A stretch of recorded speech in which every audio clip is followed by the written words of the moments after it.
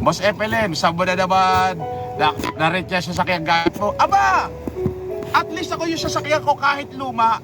Pag binerify mo sa katulad ng Porsche ko, ng Expedition ko, ng E150 ko, ng Mercedes-Benz ko, kahit na luma, ipa-verify mo, pangalan ko. Hindi ako nagdadala ng sasakyan na hindi nakapangalan sa akin. Ako po ipinanganak akong super yaman. Makikipagsunugan talaga ako ng pera sa kanila. Gusto nila, sunugin nila ako ng pera nila. Pero sisiguraduhin ko, hindi pa ho ako napapasok.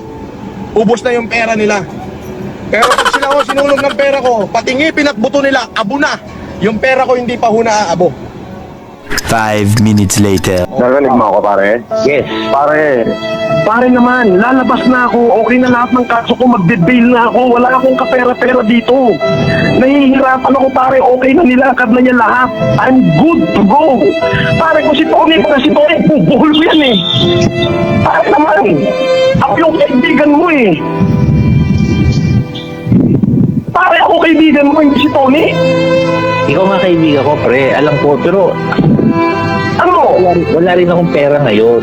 Pare, lalabas na ako, good to go na. Hindi ako makalabas, wala akong pambail doon sa isang kaso ko, pare.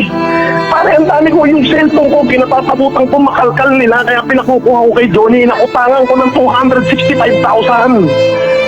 Kinatatabutan ko ang kalkalin nila, pare.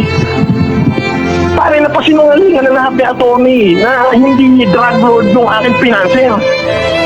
Pare naman, hindi ako magsasabi sa'yo ng direkta. Pare, kung ikapapahamak natin.